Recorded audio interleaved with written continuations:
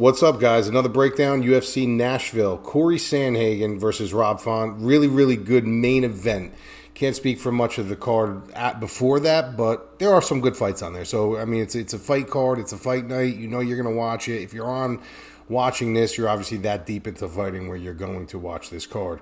Before we jump into this, I do want to discuss the previous week. We had a big night of fights. I still can't figure out why the UFC and boxing collided like that. I mean, it was a fucking shit show to watch for me, and I'm sure for a lot of you guys. It was literally back and forth from one screen to another. You can't concentrate on one round because you got juice on one fight, and it was really not as enjoyable as I thought it was going to be. What I thought was really unenjoyable was actually the Spencer Crawford fight. I had no idea that fight would end up the way it did. I know people had heavy leans on Crawford. Some people thought Spence. I was kind of right in the middle.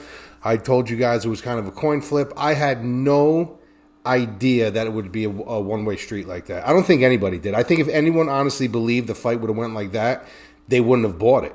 They wouldn't have watched it. It wouldn't have had the views that it had. I think everybody was under the assumption that this was actually going to be a really, really good competitive fight, and it just wasn't.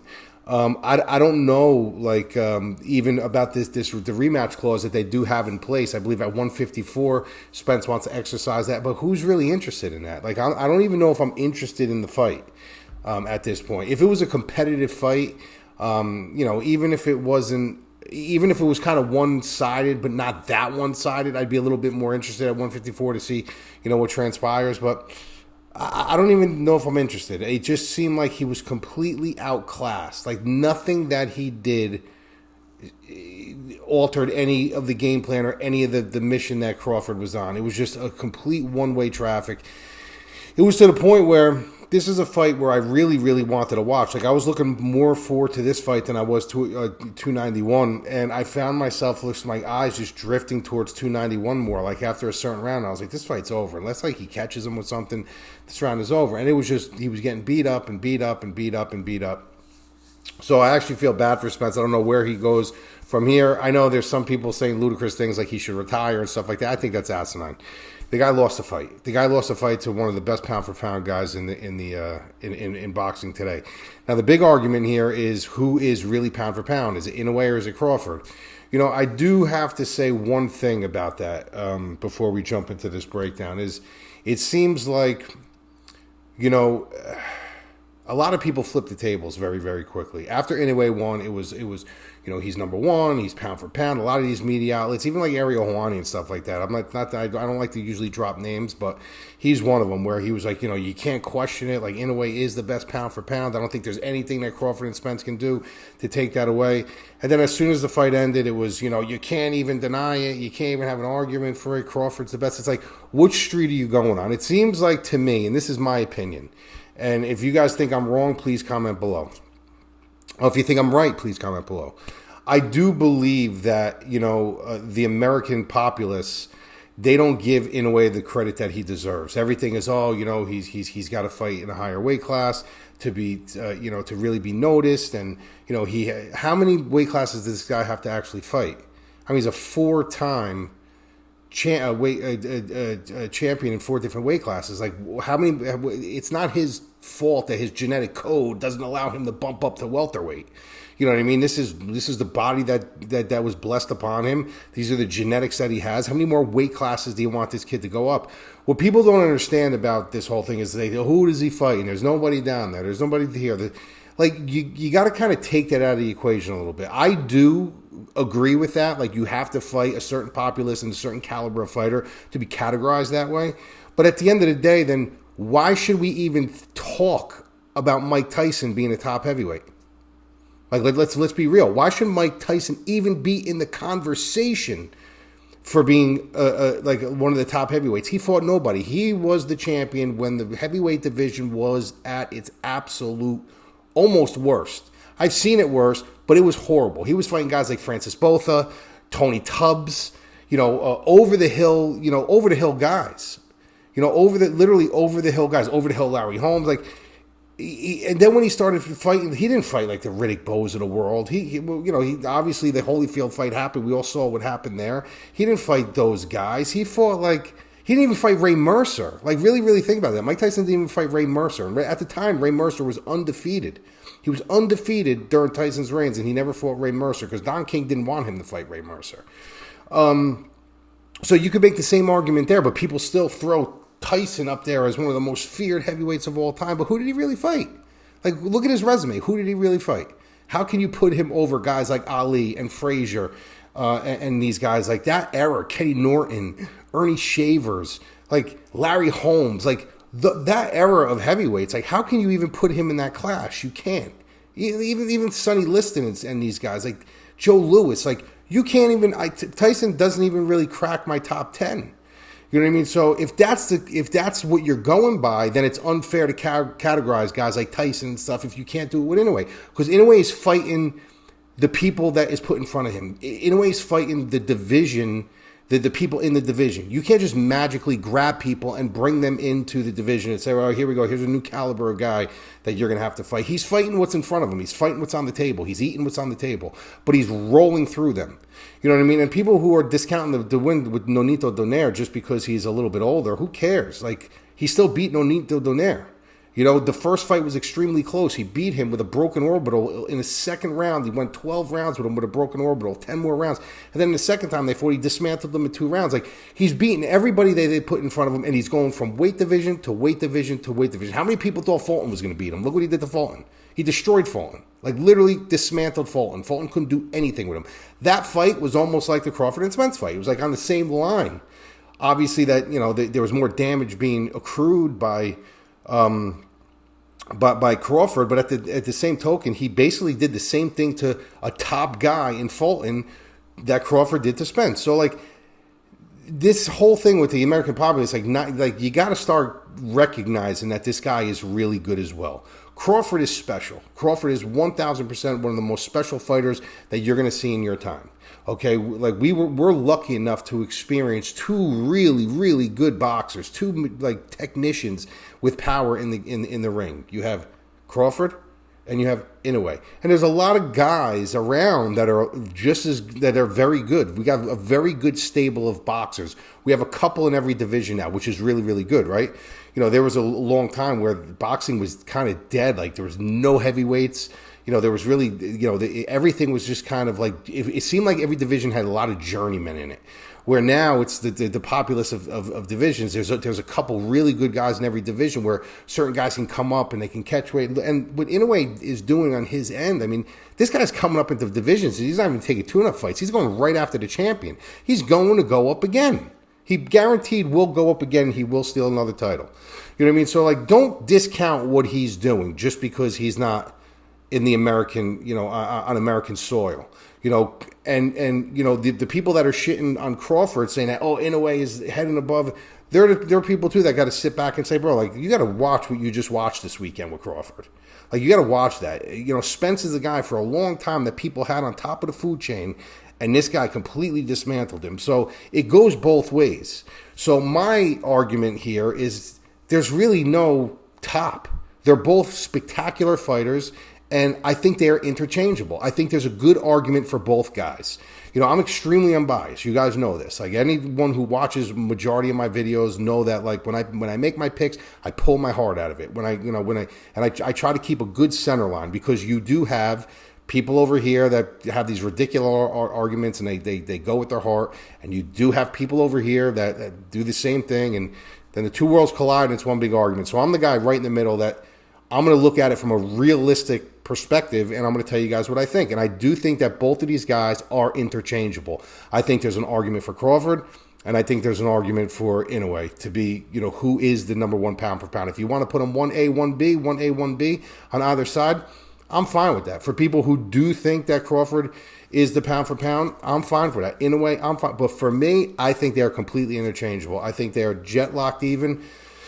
And I think, you know, time will tell, like, as these fights go on, as dominating as it become, what chess moves these guys make, it'll give a little bit more clarity. But right now, these guys are, to me, are nose to nose for pound for pound.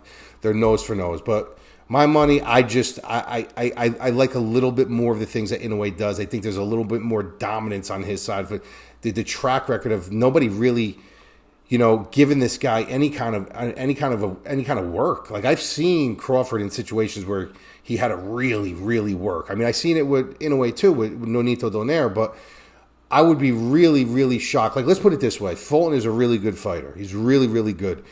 I would have been shocked if Fulton would have beat him. I wouldn't have been shocked if Spence would have beat Crawford. You know what I mean? So, like, obviously, not that there's a bias, but I'm just have a little bit more strong of a grasp on Inoue's fighting prowess, where I think it's going to take a lot more. It's going to take someone super special to beat both of these guys.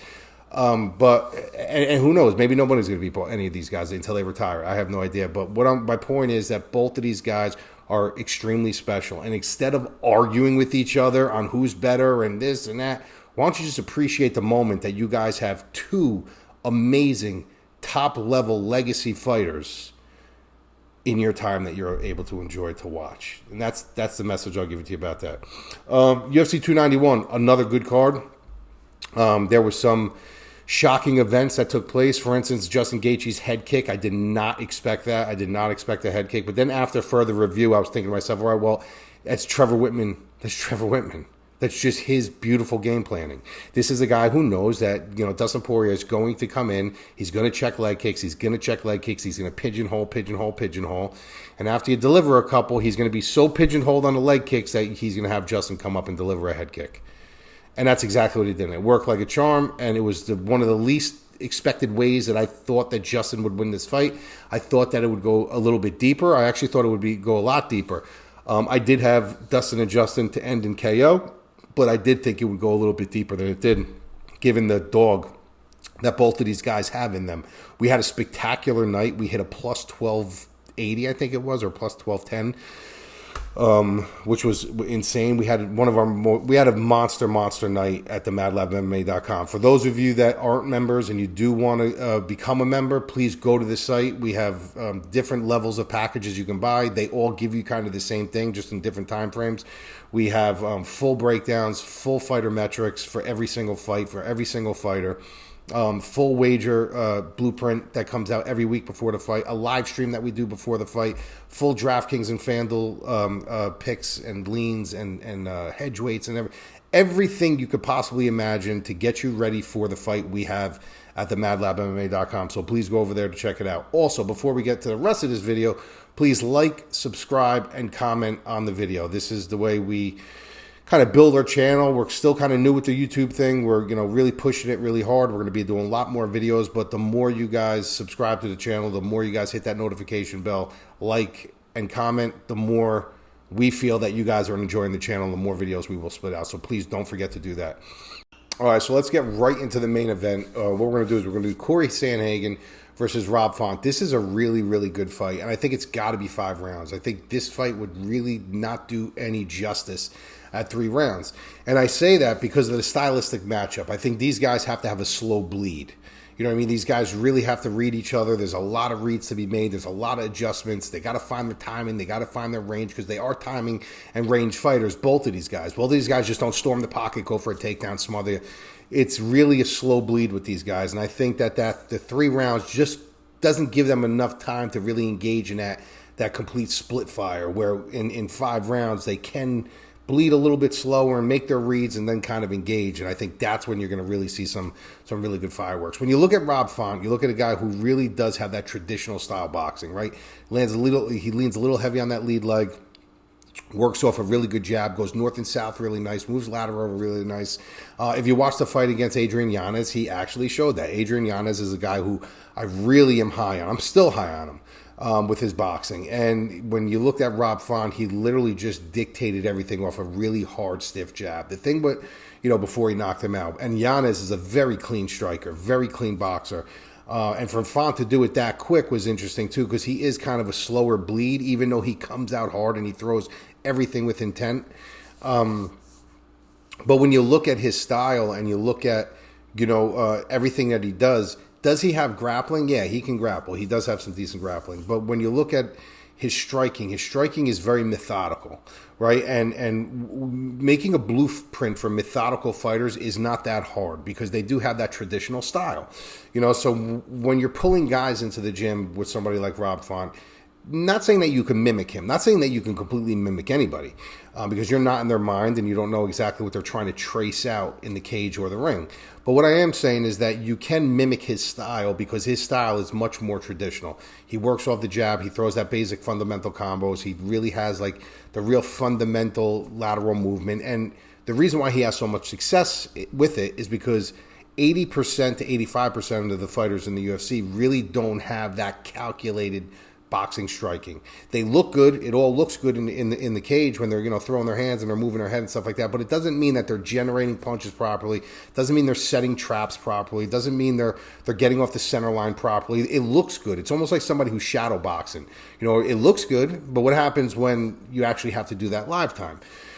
So, Rob Font is somebody who can stick, and he has such good, tightly wound fundamentals and technique that he can just stick to that because chances are the person on the other side of the cage from him doesn't have those same fundamentals, doesn't have that same wireframe. So he could just kind of pick and choose as he goes.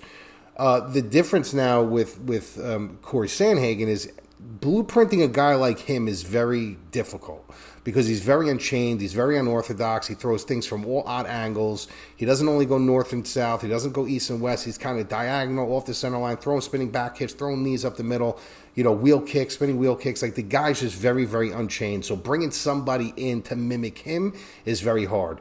It's almost like mimicking Tony Ferguson. It's almost like mimicking, some of these guys, Yair Rodriguez, who you really don't know. You got to expect the unexpected in there with someone like Corey Sandhagen. So that's where it can become difficult for a fighter to try to mimic him.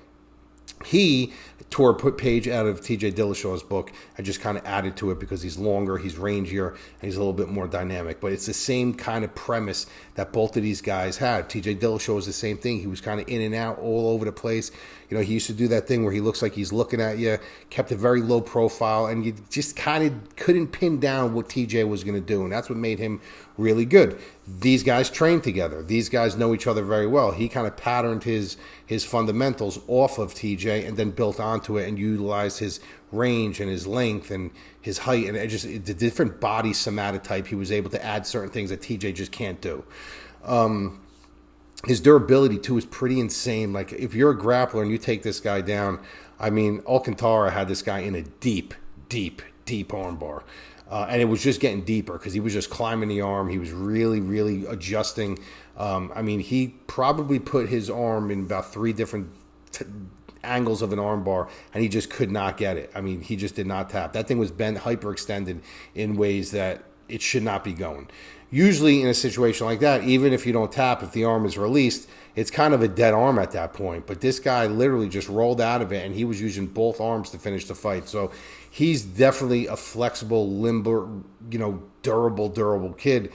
Getting him out of there is not going to be easy. He ended up getting submitted by Aljamain Sterling, but that is a completely different kind of submission. That's not something where you have to tap in your arms. That's either you're going to sleep or you're not. You're cutting off the person's pipe at that point.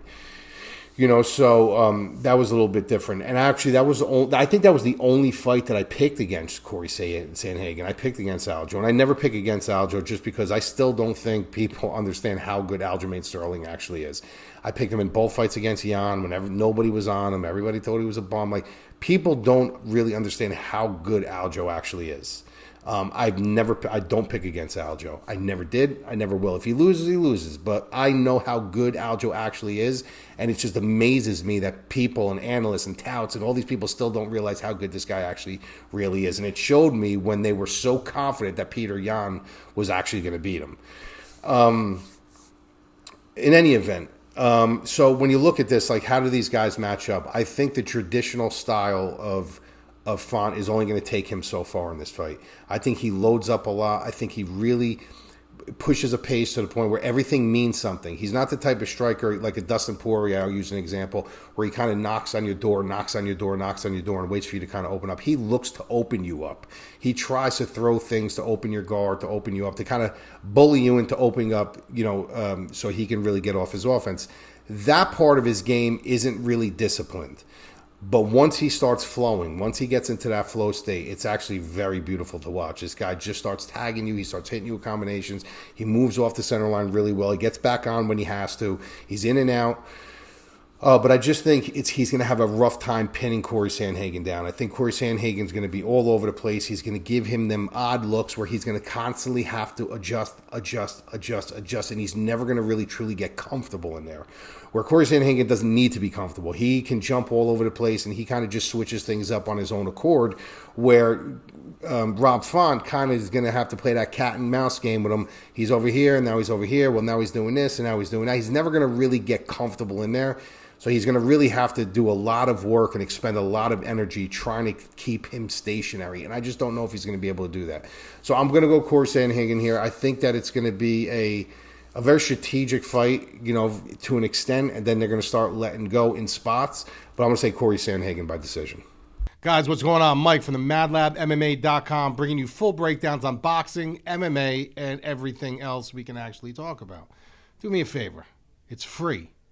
Subscribe to the channel, hit the notification bell, comment on the videos, and like them. It's easy. I mean, it's easy. I mean, I'm not asking you for a dime. For Christ's sake.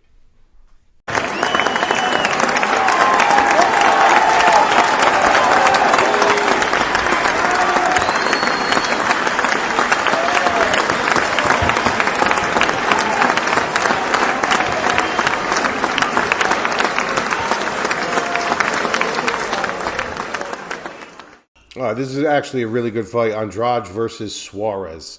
Tatiana Suarez. This is a girl who, you know, I think the UFC was holding on to this girl for a long time because this girl came in with such high hopes. And she still has high hopes. I mean, she's only 32 years old. She's still fairly young. But this whole girl's life has been an obstacle before the UFC. I mean, this is a girl who at one point in time was considered one of the best, you know, wrestlers in her division in the country coming out of college. She had an issue when she was getting ready to go to the Olympics that she got an MRI done. She had something wrong with her neck. She jacked up her neck, and then they found out she had some kind of a thyroid cancer. She had to pull herself out of the Olympics.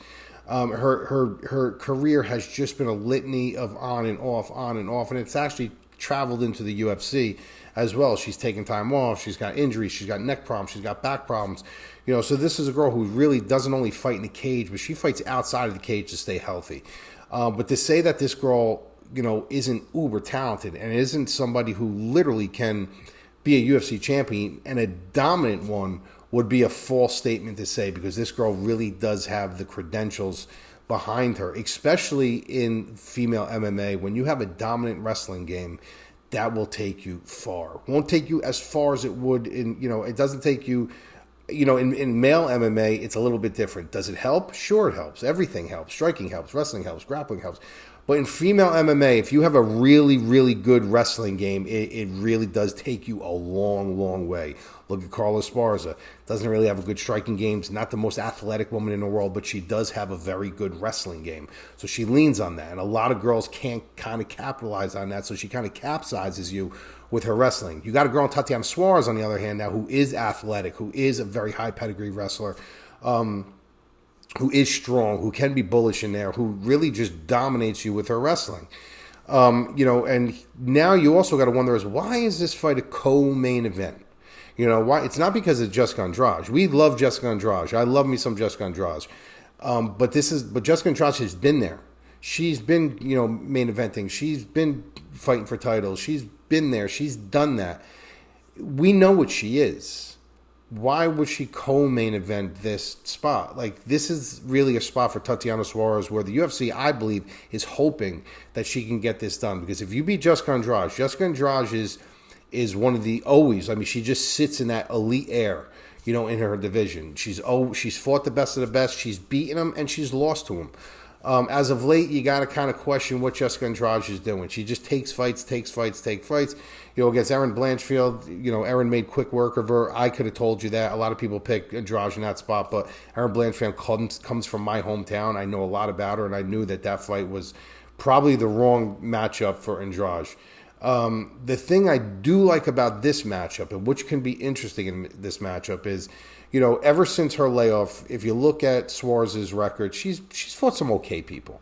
She's fought some okay people, but she's never fought somebody that's going to be a bully in there with her, that's going to match her bully ways. Montana De La Rosa wasn't a bully. This is a girl that, she's durable, she's tough, she's gritty, she'll bleed with you, she'll get in a pocket with you, but she doesn't have that bullish, like, if you push me, I'm pushing you back. Jessica Andrade is that person. She will try to bully her. She will go after her tooth and nail, because Jessica Andrade has fought people better than her. She's been on the big stage. She's been in these big spots. She won't shy away from the moment. She won't be afraid of her wrestling.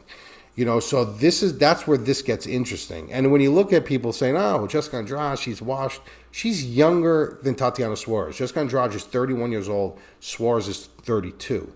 So, minus all the experience that Andrade has on this side, fighting everybody she's fought from, you name it, she's fought them.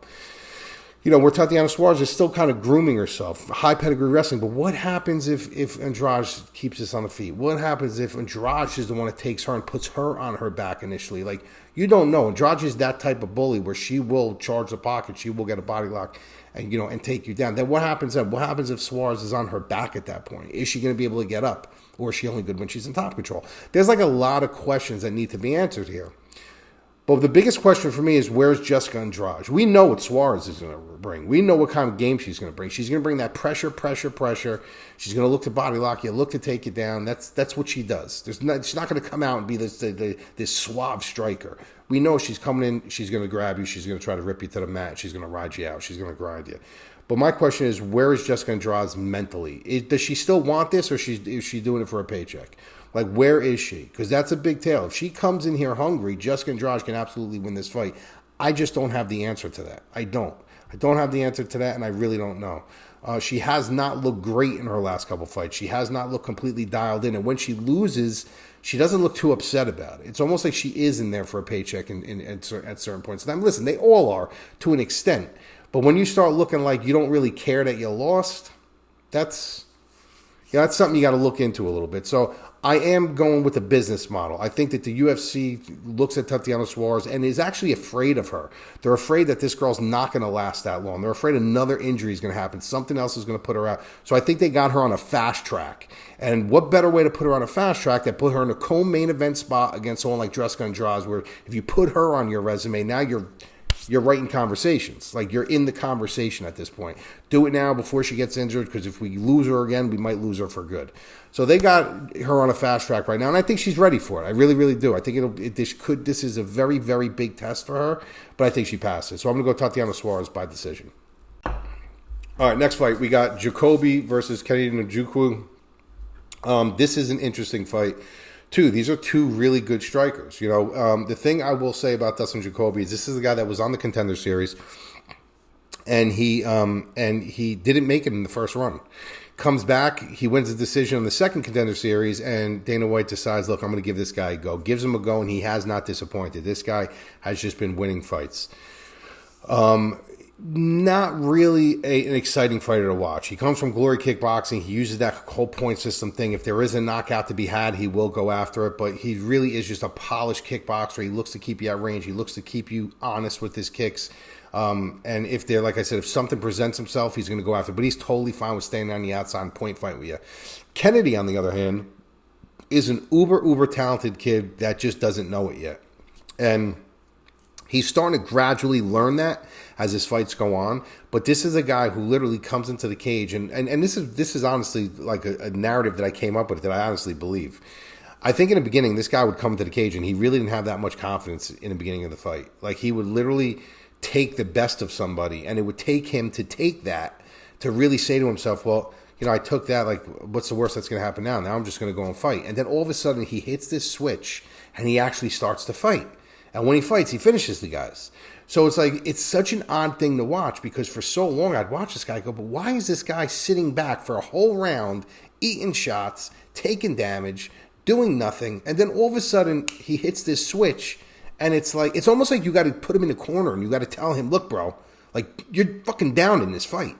Like, you're going to lose this fight. You got to knock him out now. You're going to lose it. Then all of a sudden he's like, oh, all right, I guess I'm going to go and do it. And he does it. The dude's got a lot of talent under his belt, but for some reason, they haven't been able to tie it in together for 15 minutes. And eventually, that's going to be the death of you. Eventually, you're going to get to a point where these guys aren't going to let you off the hook. When they win that first round, they're not going to let you back into the fight. As you start graduating and fighting these guys aren't just going to let you back into a fight. You're going to have to work your way back into a fight. These guys that he's fighting now, some of them are good. Yeah, like anybody who's fighting in the UFC is good. There's no scrubs in the UFC. But the fact of the matter is these guys don't have that skill to allow you to let you close that gap. They don't have the skill, some of these guys, to allow you to jump back into the fight. Where these guys, once you start fighting this tier, the Dustin Jacobys and these guys, they're not going to let you back in the fight. They're going to have every hole spackled. They're not going to allow you. So you're going to be under this sheet of ice, trying to push up, and they're going to be like, dude, I ain't letting you back into this fight. It's the way it is. So this is a big test for him. He's got to start kind of quick. He can't be giving up rounds to Justin Jacoby because it's not that Justin Jacoby is not the type of guy, Dustin Jacoby is not the type of guy that you're going to start charging him and baiting him into this war. If he goes up 1 or 2 rounds on you, he's going to stay suit. He's going to just tag you. You're going to rush in on him. He's going to move. He's going to tag you. He's going to tag. So you got to start early. You got to win rounds early. This guy has slowly been getting better at that, but he's got to really, really get better at that. Like he's got to really start. Listen, this ain't boxing. Boxing is 10 to 12 rounds. You could take that feel out round, the first round you take and you just throw it away. You guys know, if you guys watch boxing, you know, usually the first round, unless there's like an anomaly fight, like a Hagler Hearns or something like that, you kind of throw the first round away. That's like a warm-up round. You don't judge anything off the first round. In the UFC, in MMA, it's 3 to 5. Like, that's an important round. That's a really, really, really freaking important round. You know, so the feel-out process in MMA should only be about a minute. Like, you just sit there for about a minute. You kind of, you know, you throw some feints out there. You see what he's biting on, what he's not biting on. But then you got to go. It's not like boxing where you could take the entire round to kind of touch each other and kind of feel the real estate of the ring, feel about what's going on, and then come back in the second round and start having that gradual bleed. No, you got to get in there. You got to do your reads quick, get everything going, and then you just got to kind of jump into the fire and go.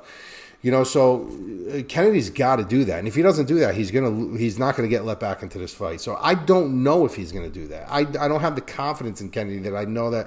All right, as soon as that horn goes off, he's going to come out and he's going to feel him out for about 30 seconds, and he's going to go. Justin's going to come right out, and Dustin's going to come out. He's going to start throwing leg kicks. He's going to start chipping away at him. He's going to start really feeling him out.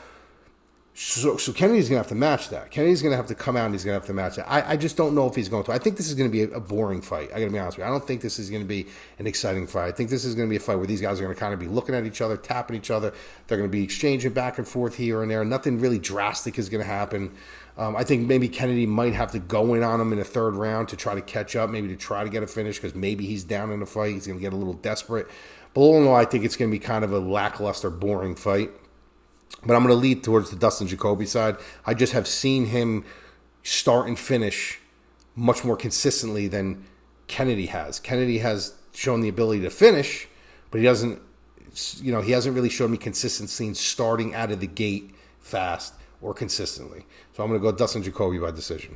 All right, next on the docket, we got Lopes and Tucker. This is another good fight. Like, these are all really decent fights, guys. The only one that I can't understand that's on the main card is Bozer. And I don't understand why that's on the main card, to be honest with you. But anyway, let's get to this one. So, we all know Diego Lopes. This is a guy who came in against Evloev, and he was a late notice replacement, and this kid literally was a dog in there. I mean, this kid gave Evloev all that he can handle, from submission attempts to transitions to hurting Evloev at one point. Like, what a fight. Like, what a fight to come in on short notice and do that to a guy who's very highly regarded.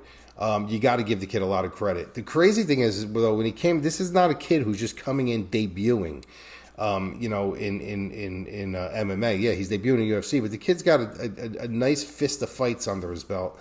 And he is extremely polished, everywhere. He's got good power. He's got good pop in his shots. He's got very slick transition, very good grappling, good submissions. And this is a kid that maybe he's not going to submit you in every spot, but if you leave an opening, he's going to suck that limb up and he's going to grab whatever he can grab. He's very aware and very elusive on the ground. He knows what's going on. He knows which way your body mechanics are going. He makes great reads on the ground. So I was really impressed with him. I picked Evloev to win that fight, and I was literally on the edge of my seat going, oh, God, please don't let Lopes win this fight. And he almost did. Like, he was scaring me for a minute. He locked up some submissions. He locked up some things. He put Evloev in some really bad positions. And he got my attention. He got my attention. So now he's fighting a guy, Gavin Tucker, where Gavin Tucker was really, a guy who we all looked at like, this is a Renzo Gracie black belt coming in, a lot of push behind him. And it's just like he's been so inconsistent. He fights one day, he doesn't. He fights another time, he doesn't. He fights one time, he doesn't. He gets knocked out, then he leaves for a year or two. So he's just too inconsistent. So the crazy thing, and this is what pisses me off about this fight, is that I know Gavin Tucker has the skills to win this fight. And I would not be shocked if Gavin Tucker wins this fight. The problem is I can't make a realistic pick for Gavin Tucker when I haven't seen him over 2 years. I have no idea what he's been doing. I have no idea where his head is. I have no idea why he's coming back after 2.5 years, like with these long layoffs here and these long layoffs. Like, how can you pick somebody that you haven't seen in 2.5 to 3 years? You have no idea what he's been doing. Meanwhile, you got this guy, Diego Lopes, this guy's up like a momentum right now. Even though he lost that fight, he won. He won even though he lost that fight. And he's also younger. You have Gavin Tucker now, 36, 37 years old. This kid's 28 years old. Like, this is almost a decade apart at this point. So it's like, what has Gavin Tucker been doing? And that's what pisses me off about this fight, because I know he's talented enough to win this fight. I know he absolutely can win this fight. I just don't know what to expect. I haven't seen him. So I have to pick Diego Lopes in this spot. Diego Lopes in this spot. And it sucks in a way, because it's like, there's a part of me that tells me that Tucker's going to come in and beat this kid, because sometimes you do have that one showing. Sometimes you do come out and the stars align and you have that great night, and that was his night. That could have been the night with Evloev. It just wasn't enough to beat Evloev. But now what happens if he comes in and you just don't see that guy? What happens if you look like, what happened to the guy who fought Evloev? Like, it happens all the time. So what happens if just that night the stars aligned for him and he fought like his perfect fight, but it just wasn't enough, and now he comes in against Tucker and Tucker maybe runs roughshod on him? Like, it does happen. These things do happen. And, Gavin Tucker is live in this fight. But can we trust him?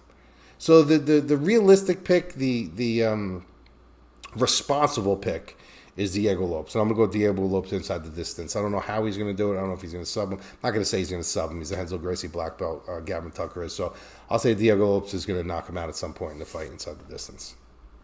All right, Boser and Kamer. This is a fight, honestly, I have no idea why it's on the main card. I'm not even going to spend a lot of time on it. I have no clue. But this is a fight where it's like, what have you been doing?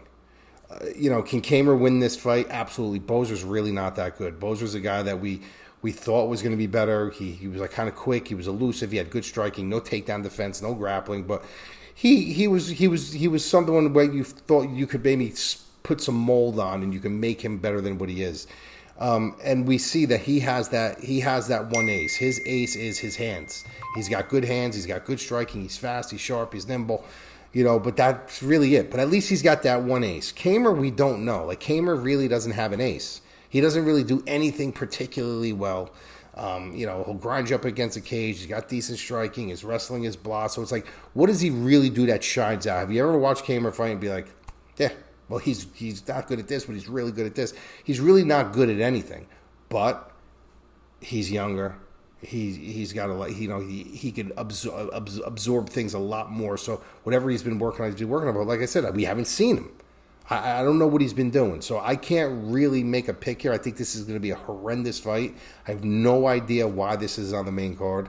I'd be shocked if this is like even in the any kind of a rarefied air where we're at the end of the night going, bro, what a fight that was.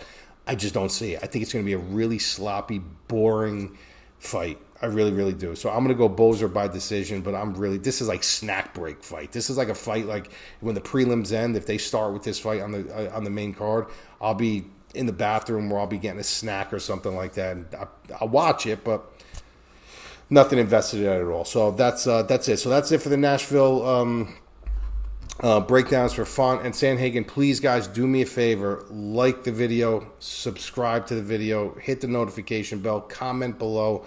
Let me know if you like my takes, if you don't like my takes. You can ask me any questions in there, and I answer everything, whether it's about this card, whether it's about card coming up. And just let's get this channel going. I appreciate you guys. We do have some more boxing coming up we're going to be talking about. Obviously, we're going to be putting out some evergreen. We're going to be putting out some news. We're going to be putting out a lot of things. But the more traction we get on this channel, the more we'll be enticed to do a lot more. So please do that for me, and I will continue to do this for you. I'll talk to you soon.